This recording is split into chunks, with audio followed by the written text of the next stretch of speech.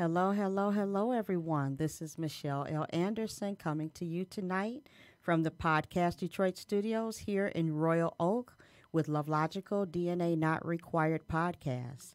And I have been very, very blessed to have two women here from the Mary Mahoney Professional Nurses Association of Detroit. We have Have a smile. I just got a great big old smile from somebody who a few minutes ago was trying to figure out if she was going to be able to make it here because she was not feeling well today at all. So I have to read one name to be able to pronounce it properly. We have Olivia D'Souza. That's it. I did it. Yes, you did. Okay, Olivia D'Souza. And we have Miss Ayanna Walters. And you all have met Ayanna before when we had the Wake Up podcast where we learned all about HIV and everything here in Detroit to share with your children and share with your friends. And today we're going to learn about the Mary Mahoney Nurses Association and the things that they do here with their Detroit chapter. And, you know, there's nothing better than a good nurse. Because a good nurse truly has a LoveLogical heart because she's going to treat her patients as if they are part of her extended family. And patients always leave feeling that way when a nurse is a good nurse. Yeah. And I've run into quite a few good nurses lately with my father-in-law's illness. So I have to say thank you to all the nurses out there. And ladies, introduce us and tell us how you ended up being a part of the Mary Mahoney Nurses Association. Miss Olivia, would you like to start? Okay, so I was working at Providence Hospital through Henry Ford Community College where I had my students. I'm a nurse educator. And there was a nurse on the unit, and she introduced me, said, why don't you come by to this meeting? So I said, okay, what's it about? She said, it's Mary Mahoney. So I did know who Mary Mahoney was, the first Black American trained nurse. So I decided to go, and these ladies met in one of the ladies' homes, and I was really intrigued and really appreciative of the history and joined really quickly and made it a point to encourage others, my students, to join the organization as well. I've been a nurse now for 52 years coming in June. Okay. I graduated from Providence Hospital School of Nursing. I spent 6 months on the Boulevard, and the rest of the time was at the Southfield campus. So that's why I got involved with Mary Mahoney and became very committed with this woman's struggle to have to empower women and to also have equality in the nursing profession. Okay, that's interesting. So, 1967, then. Were you born? Started. I always ask people, were you born? Were you born? I always ask people, were you born yet? I was born in Great. I feel 1967. good. Oh, you were? Yeah, I was born in 66. So, Okay. yes, I was. Okay. Yes, I was a baby in 67. Great. But great. I'm intrigued by what you said, so I'm going to come back to that. Okay. Let's have Ayanna introduce herself and explain to us how you ended up being part of Mary Mahoney, because she lives and breathes Mary Mahoney Yes, on I top do. of Wake Up. Yes, she does. I have my shirt on. Mm-hmm. My name is Ayanna Walters, and I was introduced to Mary Mahoney Professional Nurses in 2006 from Miss Olivia D'Souza. Okay. I always say she's my mentor, helped me with my boards and taking my state boards because I took it the first time and I did not pass. Okay. And she worked with me and tutored me and just mentored me like, you can do this. So I joined in 2006. I've been a nurse, I guess RN for 13 years now.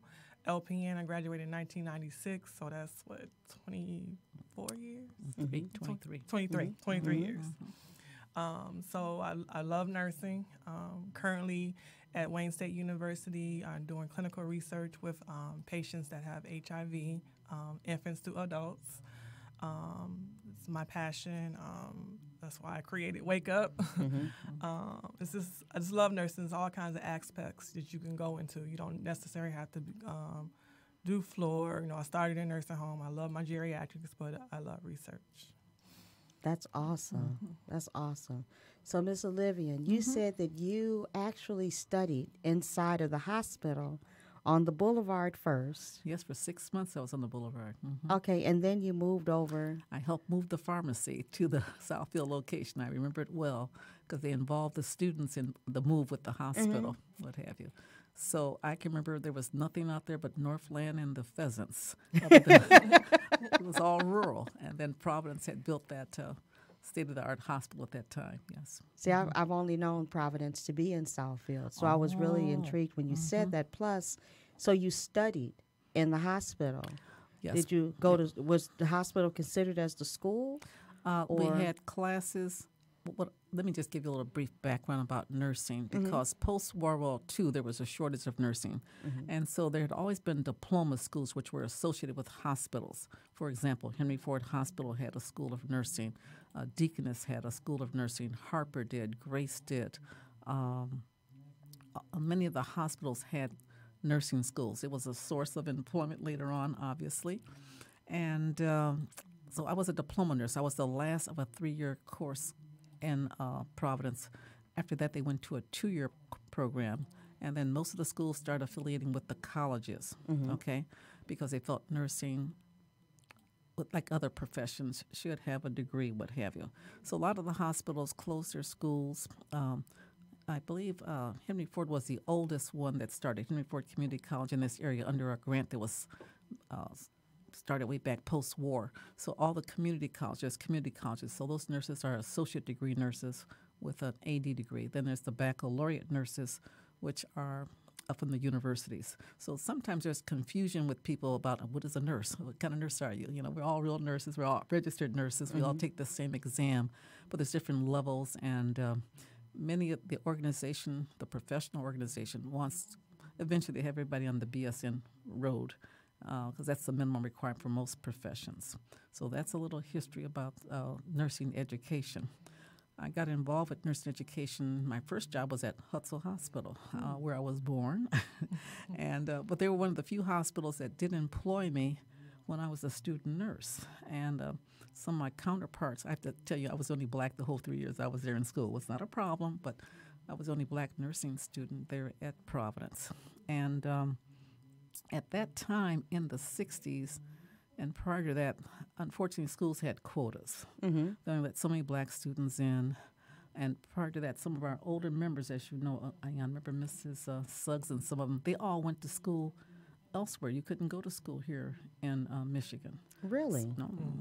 So and this is in the 60s? Well, a little bit past the 60s, a little bit past the 60s. In the 70s. In the 50s is when 50s, Dr. Wright and there was another doctor, I can't think of his name right now, who was really proactive in getting some of the hospitals to admit black nursing students. So that's our history, unfortunately, but it's a true history. And things have significantly improved to some extent, and there's some other areas where we still have some issues in today's world of nursing. Really? Because, you know, I hear of so many young women wanting to go into the nursing profession. And with the community colleges having their 2+2 programs, it really helps, you know, financially. Yes, definitely as well. Financially. Yeah, it It's helps cheaper. financially because you get to go to the community college and you know, get your core classes in and leave with an LPN so you could actually have a job. Okay, that's another area. So, okay. So in addition to those 3 RN levels, there is the licensed practical nurse. In some states, it's called the licensed vocational nurse. Those are all 1-year programs. Oh, okay. So some of those programs in the city, are they even left in the city? I know Abcott's a new one. Institute. Oh, that's where I was today. Yeah, Detroit Business I just Institute. Wayne County is about to start one. They already have at the Haggerty campus, the Belleville campus. They have an LPN program. So now, what's the program at Henry Ford Community? That's a 2-year RN program. That's a 2-year RN. OCC, Oakland Community College, is also a 2-year. Schoolcraft is also a 2-year. Wayne County Community. And those are the 4 pretty much ones in this metro area. Okay, so everyone out there, I'm learning here too, because this is good, because a lot of our young youth, you know, those of you who are LoveLogical families, you know, if you're of LoveLogical children who are interested in going into the nursing profession. This is actually a good education for the parents. So I didn't realize that there's a 2-year RN program. Yes. It's just, and then there's a 4-year RN program. Yes, those are pretty much the universities. Okay, okay. Mercy, So they, Madonna, Wayne State, Eastern, Oakland. okay. Concordia. There's some private ones too, Davenport. Yeah, they Okay. have online too. There's 21 programs. Online. Yeah, there's some online programs too. There's 21 programs in this area. And why I know that stat so well, because we give scholarships out to our students. So, we recently gave 6 scholarships. So my committee had to contact the various schools. So I kept a spreadsheet of all the schools that are here. So there's about 22 in the metro area. 22. This is RN programs. Wow. Okay. 22. Okay. So the LPN program is a 1-year program. Yes, it is. And then there's the 2-year RN. There's a 4-year RN. And what if someone, is there the Masters of RN? Oh, yes. Okay. I have a master's. I have my master's in 1973 from Wayne State. So the master's program has changed quite a bit since I got mine. It is primarily a nurse practitioner program. Okay. And so the nurse practitioner is also a doctorate in nursing too as well. So advanced degrees. Okay, so I knew that the nurse practitioner was like a doctorate, because a nurse practitioner can actually do everything that a doctor can do. Not quite, Is but it- almost. They can prescribe and Prescribe they can do medication. Yeah, but they're not Okay. doctors, because there is a Right. doctorate in nursing as well. Okay. So it's a different level. It's a nurse practitioner, then there's also A higher nurse level, doctors. higher than that, yeah. Okay. Yeah, so it's, That's very interesting. A lot of things have happened with the medical field. Even physical therapy now is a doctoral program, and so Yes. is pharmacy, a doctoral program. So what the professions have done is increase some of the requirements and some of the professional aspects of that profession, the degree. Okay.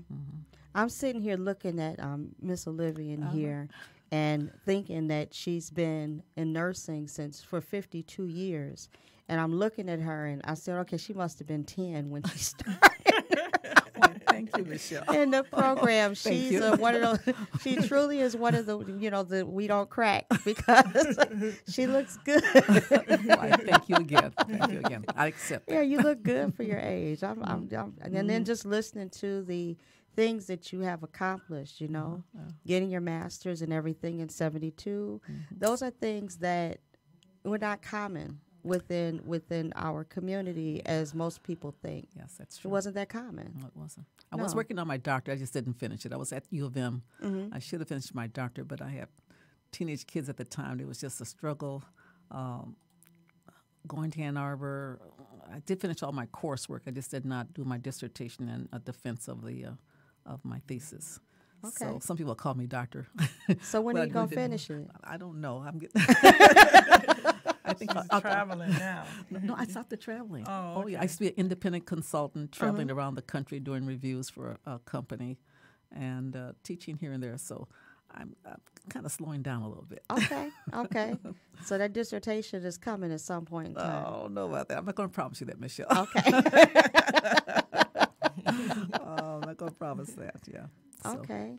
And you were teaching today, too. Yes, I did some work for Detroit Business Institute today, downriver, with their LPNs. And so you got to use your skills, your gifts, share them with others. And I also have do tutoring for people too as well, help them pass their board exams, because licensed practical nurses have to take a licensing exam, and so do the RNs. Okay. Yes. Okay. And that's to protect the public and their license, and so that says they meet the minimum requirements and standards of nursing. What's the normal? Is there like a percentage score that they? What's the minimum? Well, they don't score it anymore. It's a pass or It's a fail. pass or fail. Okay. So LPNs have like about anywhere from 85 to 205 questions they may have to do to pass the test, and RNs have anywhere from 75 to 265 questions. And everything's computer-based, so when the computer calculates that you are competent, it will come off. That's a large span. Yeah, it will What's that? stop on you. That's a Yeah. large span. Yeah. But so Based upon how many questions you're getting correct, that's correct. the more questions you get correct, the less questions you have. Exactly. Okay. Exactly. That makes Exactly. sense. That makes sense. Exactly. So, ladies, Ayana's trying to hide her notebook under the table, y'all. Like you can't see her online. I know you can see her. Wave, Ayana. You don't have to hide your notebook. It's got information. Tell us a little bit about Mary Mahoney. When I went on Wikipedia, I was very surprised to see that she was the very first African-American nurse. Right. So tell us a little bit about Mary Mahoney. Well, Mary Mahoney, she went to New England School of Nursing, and she graduated in right here. You need to come up here. I'm sorry. She graduated in 1879 from the New England Hospital for Women and Children in Training School. When you say New England? Boston, Massachusetts. Okay. All right. Yes. And she was one of three to make it through. Okay. Out of 35. Out of 35. Only 3 graduated, and she was one of them. One of 3. And the only African. She was the only African American. I think they took one Jewish student, one black student, and the rest were, I guess, American students. But she was just one of the 3 that graduated. Okay, so when you say Jewish, black, and American, you speak in Jewish, black, and white? Yes. Okay. I can't remember who the other one that graduated. So yeah. That's cool. That's high attrition, but she didn't make it, and she was an older student too. Yes. She wasn't a typical 18-year-old. No. She had worked as a washerwoman and things like that in the hospital before she went into nursing school. Yeah. Wow. It's amazing. And we didn't. I went to LPN school and RN school, and first I've heard of Mary Mahoney was through Mr. Souza. Yeah. It was always Florence Nightingale, with the lamp, Florence Nightingale, and still to this day I run into nurses, African American nurses, nurses of color, just nurses in general. They don't know who Mary Mahoney was. And Mary Mahoney, is it to be a part of the association? Do you have to be African American? We have had white candidates, members. So we're not really fussy about long as our mission is to promote nursing, to engage in the scholarships that we have, and only thing up our scholarship says you have to be African American because we're really targeting. That's been the history of the organization to help the students because they did so often need help in the earlier, and we just continue that tradition with the students. Even now, a lot of the students need help because there's a lot of African American families that can't afford to send their kids to school. Right. And it's very difficult now to get the loans. FAFSA doesn't pay what it used to. And a lot of parents can't qualify to sign for those loans. That is so from what I'm understanding, and not to take anything off of Mary Mahoney, is the Mary Mahoney Professional Nurses Detroit, you're about to give out a bunch of scholarships next week. In 2 weeks. In 2 weeks. Yeah, the 20th. So, April 20th. We are so pleased. This is the first time, and I've been a member since 91, and 6 scholarships, 6 $1,500 scholarships. That's good. Almost $10,000. Yes. Yes, that's awesome.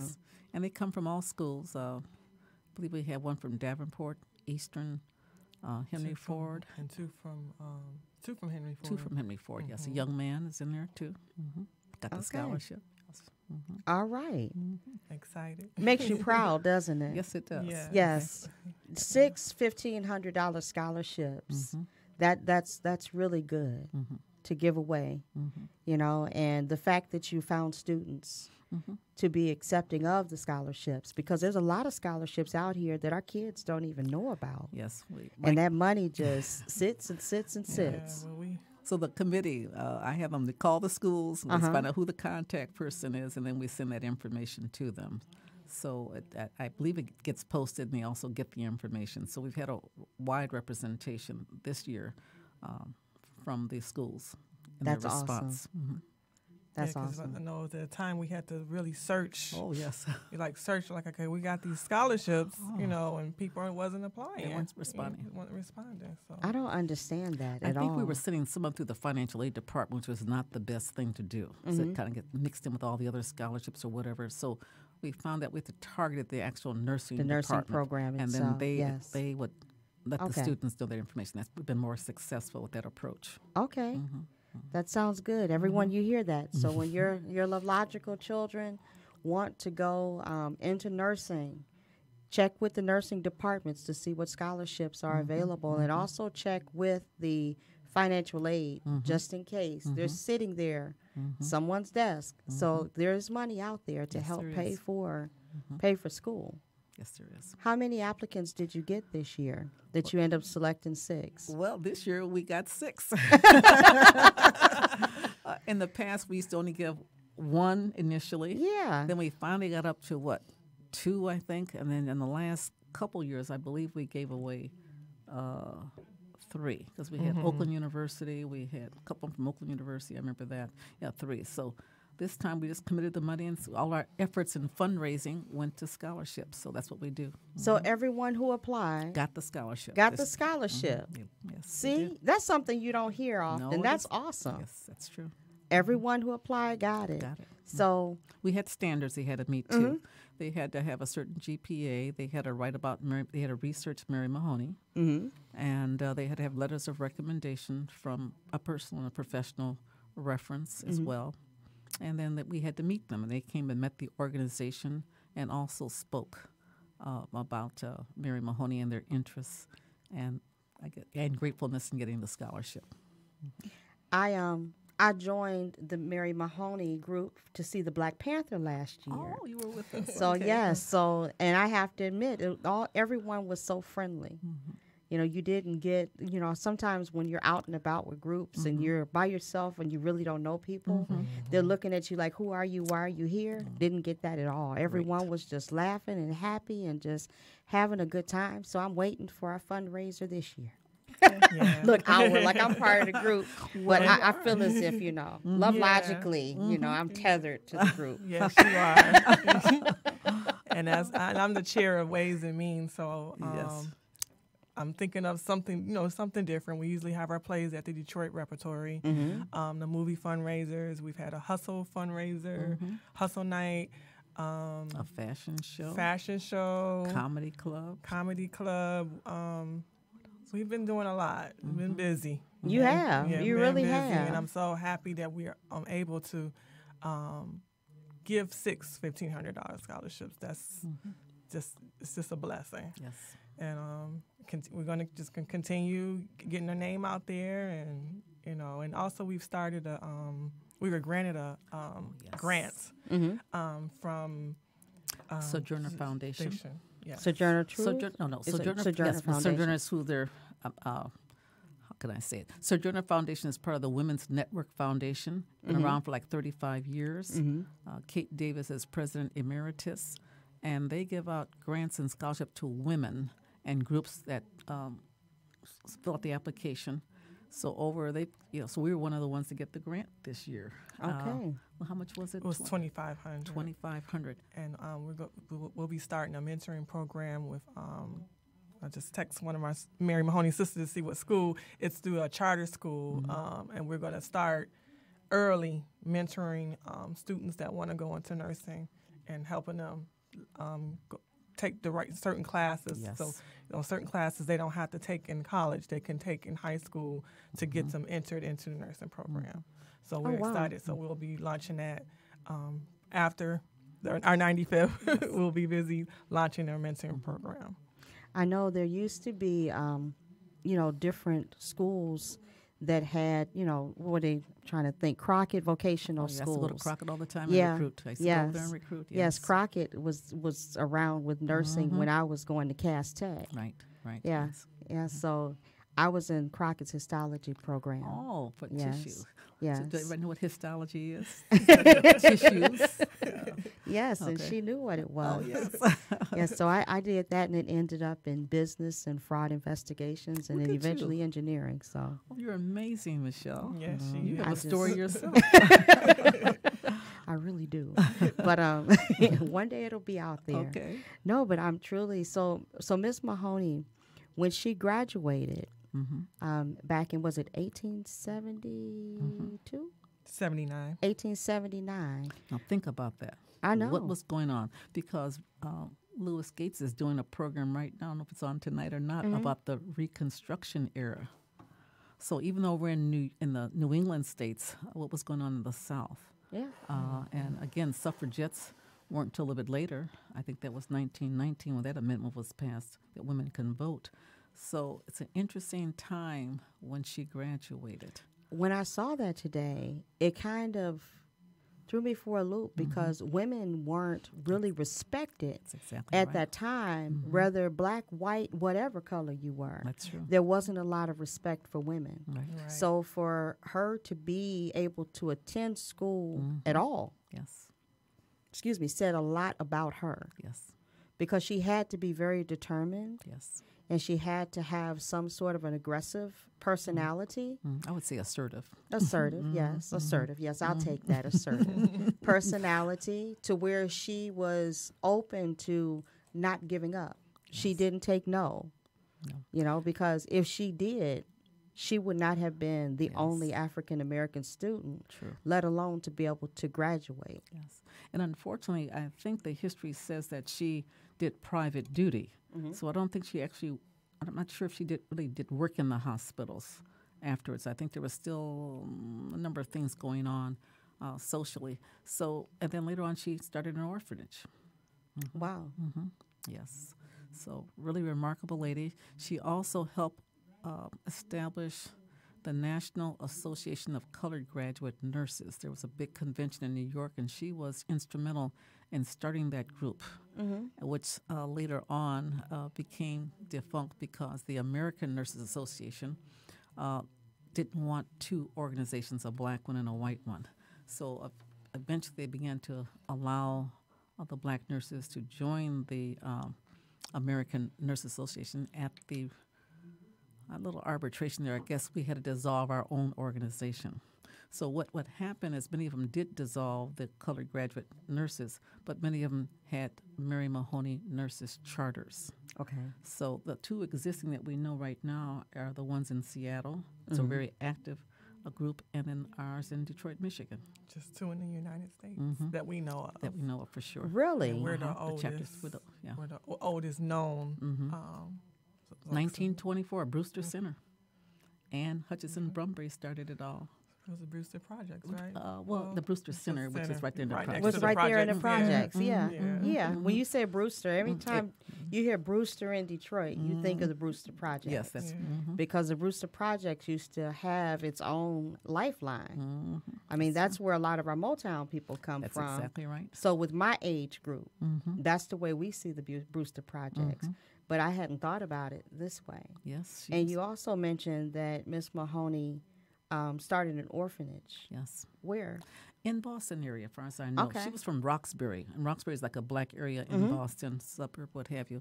So, and then she died in 1926 with breast cancer. So there's some gray areas there. However, there is some publications about her. Can I hold them up? Yes. This one is Mary Eliza Mahoney, 1845-1926, American's Black Professional Nurse. This is a historical perspective by Helen Miller. And then the other one is The Path We Tread, that does a chronological history of black nurses, what have you. So this is by Dr. Carnegie, that this one is. So there's been a lot of history, and there's some local history. Our Seattle chapter also has a book written, too, by the late, I feel bad with her name. I know it starts with an S. I can't think of it right now. I want to say Sprangel, about their history, too.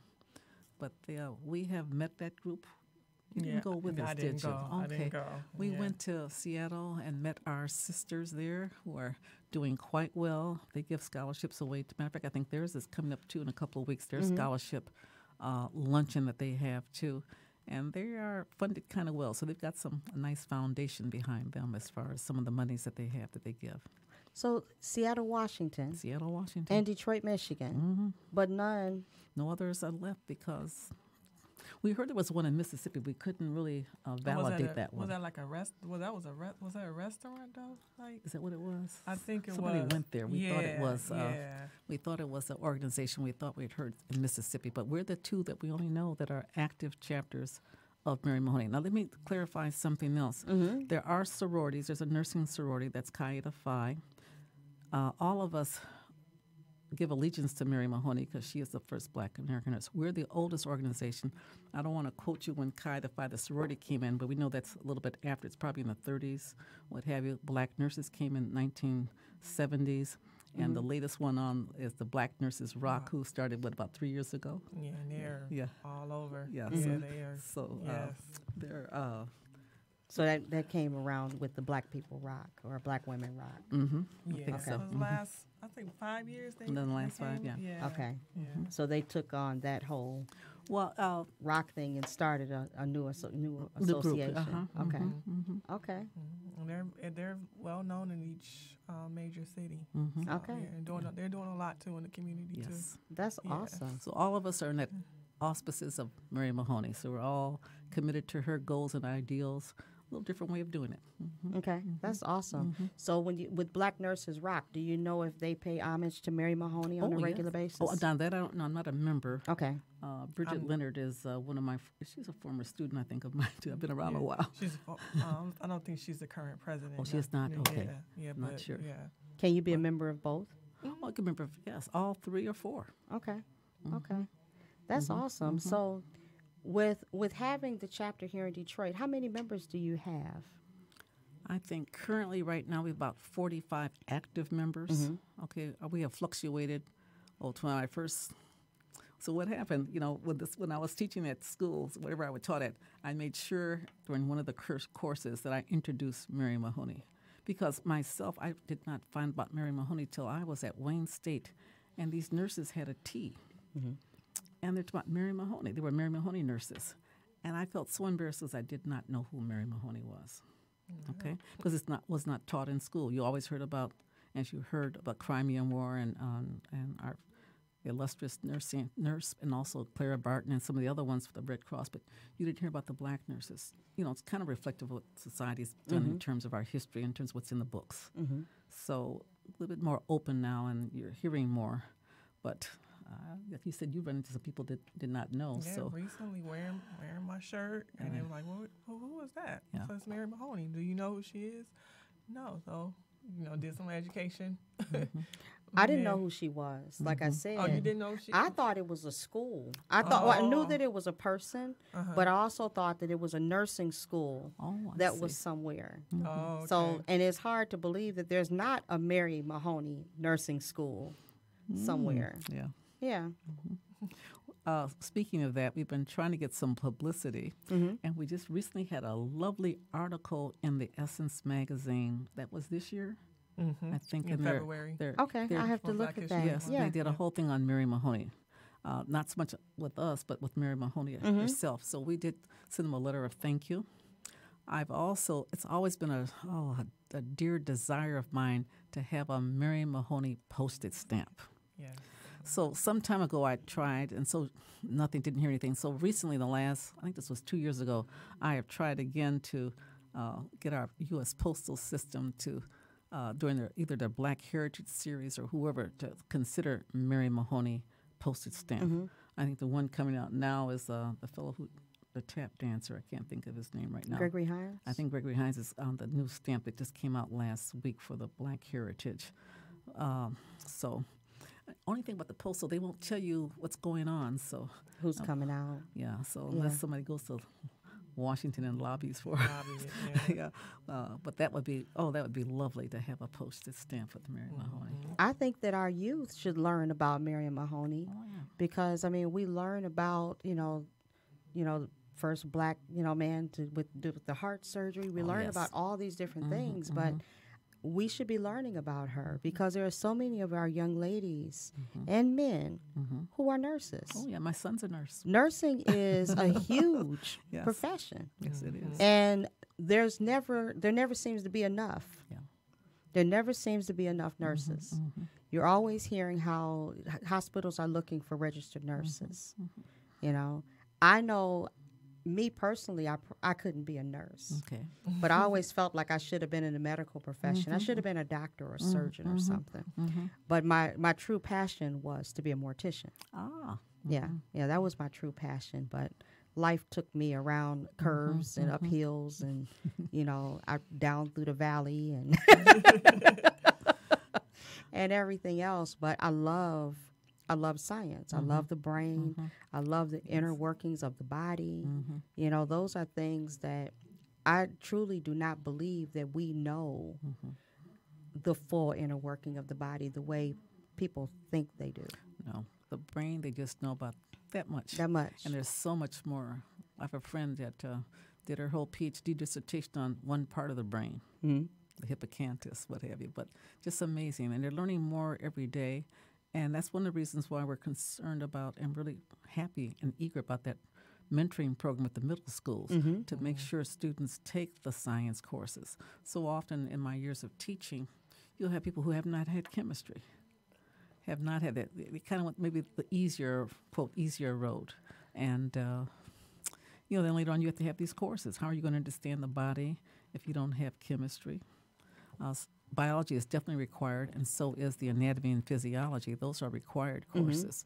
So, you want to get a little head start and have them be successful by taking these courses, not shunning the courses. Right, right. Science, I love science. I did too when I was in I've high school. always loved science.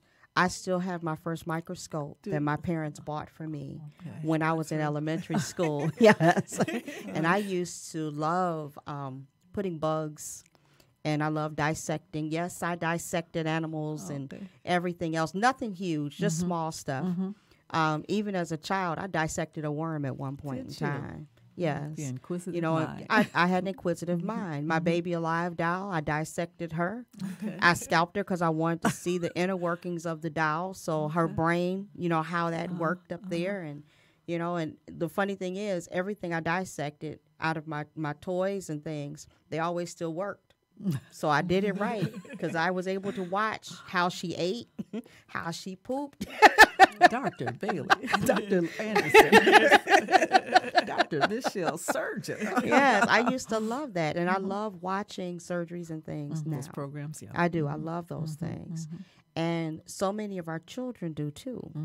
But sometimes, and excuse me for saying this, get mad. Yes, I'm at info@lovelogical.com. So sometimes the way that things are taught to our children, they don't have the interest. Children are being taught sometimes by computers, by videos. There's not as much hands-on when it comes to the sciences in schools like it was when we were coming up. Isn't there a shortage of those science teachers too, I hear? I believe so, but I can't call out any teachers, but I do know I know that someone very close to me had a science teacher who basically sat there in front of the classroom and they taught themselves, which takes away from the fun of learning. You can't have chemistry and biology and you're sitting there reading a book or trying to figure out the the different experiments on YouTube. I think the YouTube is being utilized in the wrong capacity because YouTube is not to be taught inside the classroom to me. Interesting. And so many of our children are losing out because you have teachers who don't want to teach. Yes, that is a sad problem. So you have to be energetic. You have to love it, what you do. Have a heart for it. You got to have that heart. That's what conveys to the student. They see your interest, and that can be quite contagious if it's done right. But we're also living in a society to where a teacher is underpaid, and we're paying $200 million, however how much million to a sports athlete, and our teachers aren't being paid to teach our children. And I truly feel as if, like I said, info@lovelogical.com. I truly feel as if our children should be a priority over our entertainment. And even our children themselves don't realize that sometimes because they grow up trying to be famous. They're growing up trying to, they want that social media Instagram fame. Yeah, somebody's laying there bleeding and they're going to sit there and record it as opposed to try to help the person. That's awful, yes. But that one LoveLogical heart that's going to stop what they're doing and try to help. And we do have a lot of those hearts still out here. Thank you. And it's a matter of teaching them. Mm-hmm. It's a matter of teaching them. Mm-hmm.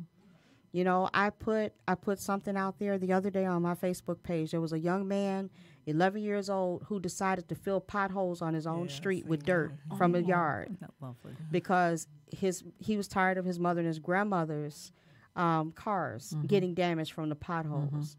We still have some miraculous children out here. Yes. But we need the teachers to teach them so they can really go into the areas that they want to. We have a lot of STEM programs out here. You know, my cousin has her STEM program. Her organization is Smart Girl Power. Okay. And it's for women who have, you know, reached all types of obstacles, but yet they're still, you know, it's to help those young girls and give them someone to look up to who's within that STEM. Yes. You know, that's science, technology, engineering, and math. And when you think about it, that's almost every profession because you're going to use one or the other. That's so true. Yes. You're going to use one or the other. And I really wish that we could pay our teachers better. That may be something for a future podcast. Yeah, Yeah. yeah. Hearing for their point of view and what the issues are. I can't really speak to theirs because I've always been post-secondary. I've always been in colleges or universities where I've taught. But I went to private schools growing up, so. Here in Detroit? Which school did you go to? Which ones? I lived on the north end of town, which is Kniff. Cardone is where I grew up at. And so I went to Santa Maria grade school, and I went to Girls Catholic Central High School downtown. Okay. Okay, and I never heard of either one of those. How about that? Wow, They're both that's defunct awesome. now. They're both closed. Okay. But where the used to be Paradise Theater, Parsons Street, right around the corner. I'm familiar with it's still, Paradise Theater, where that was. Right around the corner, which is now the I started to say Detroit Symphony, which it is, yeah. Right around the corner is Parsons, and there's still the church there, and the school is there, and the League of Women used to be down the street. So the building is still there. I believe it's a senior citizen center right now, St. Patrick's Senior Citizens. They also feed the community, do different things for the community in that setting. So we had the occasion when we had our 50th anniversary to go by the school, and you know, you go in and say the school looks so small now. It looks so giant when we were there. So it looks so. It was interesting to go back and see that it's still being used for the community. Wow. Ayana, my question to you is, what made you decide that you wanted to be a nurse? You say you've been in the profession 13 years. Yeah, RN. Well, longer because I started out as LPN. LPN. So what made you decide that you wanted to go into nursing? Medicine when I was 10 years old. My grandmother died of leukemia, and I remember saying, I want to cure cancer. And I was just so heartbroken, and from there, you know, I had always an interest in nursing. Even in my yearbook, someone wrote, you know, and I still got my yearbook. They wrote, "Good luck in your nursing career." And Look so at that. I was able to go into what my heart was into nursing. Wow. And Miss Olivia, what made you decide Now, that you that's wanted to be a interesting. nurse? When I was in high school, they had future nurses, future teachers. I was not a member of the future nurses because I would say to myself, how do you know what you want to be the rest of your life? I did not have that. So I was wasn't sure what I wanted to be. I think I'd gotten an A in chemistry. And then at that time, you know, I used to write around what could you do with chemistry. And so I saw like a pharmacist and different things like that. So I thought, well, maybe I could be a pharmacist. But unfortunately, when I was in high school, I didn't take Algebra 2 because everybody else was failing Algebra 2. And I was like, oh, I'm not going to take it. Everybody else is not passing Algebra 2. So when I applied to Wayne State for the program, they said, you need another unit of Algebra 2, a half unit, which is the course I did not take. Go to a community college. I'm like, So at that time, Highland Park Community College, people don't realize Highland Park Community College was like the community college. People have no idea. I had Oxford scholars teaching English there. In Highland Park? Highland Park Community. Wow. Highland Park is that whole history of that. When Ford's pulled out, that's when a lot of the money base and the economic base moved out. But I can remember living on the north end, going down Highland Park, just wishing we lived in some of those houses. Beautiful houses that had maid servants' quarters, all this beautiful mahogany in them. People don't realize what Highland Park was back in the, I guess, 50s and 60s. I used to go down Oakland Street just wishing we lived in some of those houses. Okay, They were yeah. beautiful I was houses. thinking Oakland, and then I Over was to Woodward. surprised at some of the houses that's across from the park Oh, yes. over there off of Woodward. I went in that neighborhood for the first time 2 years ago. Palmer Park? Oh, Yeah. wow. Oh, yes, beautiful. that's Beautiful. Now I'm Yeah. talking about on the east side of Woodward. Oh, There's some beautiful houses over there, and that's an area that I had all the years of being in Detroit, growing up here. I had never been on the east side of Woodward across from Palmer Park, okay. and there's some beautiful homes Where over is there. Sherwood Forest at? Is that? That's on the west side. That's on the west side. Yes, too. it's on the west Okay, side. Okay. Yes, the history of Detroit is truly amazing. That's another podcast. It is. Yeah. It is. Oh, that And you brought up Palmer Park. We did a health fair. We did last year. Yeah. Look, August. we yeah, we yeah, did. you was there. Oh, wow. We did a health fair. We teamed up with the Corvette Club, and we got a lot of people to come and get screens. We did blood pressure, cholesterol, glucose, and HIV testing. I was out Yeah. there. I brought my crew. Yeah. Oh, that's great. Yeah, my son had just moved back here from Colorado, and yes, so we came out there. I try to support definitely We because I appreciate that. see a lot of positive women, and then plus with you all being on Wake Up, the Wake Up board and everything, and you created Wake Up based on some of what your Mary Mahoney side Exactly. helped Yeah. create Wake Up, Yes. and before we go, I would like to say thank you because you both have that LoveLogical heart, and you are a sisterhood, and that's exactly what LoveLogical is about. Mary Mahoney Professional Nurses Association, from what I've been able to see, there's a sisterhood there, and there's a level of respect, and so you are an extended family, which makes you LoveLogical, with the DNA not required. I would love for us to come together to be able to do something, because hearing today that Mrs. Mahoney had an orphanage, I love doing things with the children within our fostering community. Just a few weeks ago, we did an event called Hereford's Barbershop Talks, where I went into the Methodist Children's Home Society with barbers and different mentoring organizations. And we cut all 50 boys' hair that's in residence there. And we also talked to them and gave them some good mentoring advice, Beautiful. and it was a wonderful day. So back in the day, the Children's Home Society would have been considered as an orphanage, Yes. Yes. And it's sad, but we do have a lot of children Yes. that are living within these group homes, and to know that was something that was a passion to her. It would be interesting to know if there's still some group home out there that has her name attached to Oh, it. in Boston. Yeah, We can research that. that would be very interesting to know. Do some research on that. Yeah, yes. So, ladies, I appreciate you coming out today. Is there anything, please share how our students who are interested in future scholarships can get a hold of you, as well as students who are interested in being a part of the Mary Mahoney Professional Nurses Association. And do you have, when you start your mentoring program at the school, will there be anything like an explorers group or something like that you may have for high school students that's interested in becoming nurses or something? I'm just throwing ideas out of my head. I think right now we're starting with the middle school, so Starting with the there middle will, school will and be then moving something. up to the high yes. school. Yes. For myself, I've been involved with some other things. PAL used to be around a long time ago. That also, we would have different groups of professionals going to the schools some time ago, and it kind of goes in and out. But I think that's going to resurface in terms of getting our youth interested in professions, all professions, Yes. the trades as well as the Skilled trades. the science professions too as well. Because there's so much out here. Yes, there There's so is. much out here. Yes, there So is. how do people get a hold of the Mary Mahoney Professional Nurses Detroit chapter? Well, as you know, I'm always on social media. Mary Mahoney is on social media. We have a page, and we also have a website, mmpndetroit.org. And interested nurses, if you want to become a member, our application is online on the website. So that's a way to get in contact with us. So you said MMPN Detroit spelled out .org.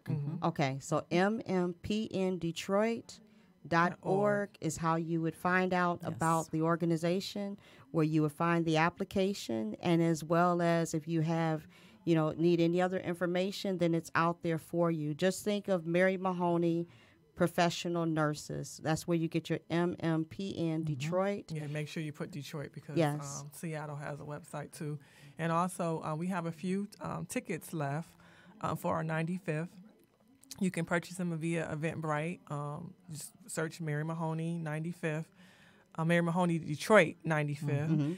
And the tickets are $100, and you can purchase them via Eventbrite. So we got about 30 left. So we want it sold out. We're at the Rooster Tail, so we want it sold out. April 20th at 6 o'clock? Yes. Okay. And then is that a Friday or a Saturday? That's a Saturday. It's a Saturday. Yeah, that's the Saturday before Easter. Yes, so. it is. So Saturday, April 20th at 6 o'clock. Tickets are $100. And that $100, are the tickets going towards scholarships? A portion of it, about a third of it is scholarship. About a third of it is more scholarship. Okay. And we are a 501c3, so you also can claim that. Okay. Claim that ticket. All right. So we're giving out 6 $1,500 scholarships. So I'm just so excited and happy for that. And we want to continue. We want to just grow. Maybe, our 100, because we do our big anniversaries every 5 years. So our next one will be our 100. So go 20. Maybe 20 or 10. I'm just saying. I'm just putting it out there. That's you all never right. know. You got to put it out there in the universe. So guys, guys, there's 30 tickets left at the Rooster Tail for April 20th. Come on out and support. Those of you who are nurses who have never heard of the Mary Mahoney Professional Nurses Detroit, look them up, contact them, and spread the word. Thank you for being with us today, ladies. Thank you. And as always, biological by nature, LoveLogical by choice, DNA not required. LoveLogical, DNA not required podcast out. Thank you. Thank you.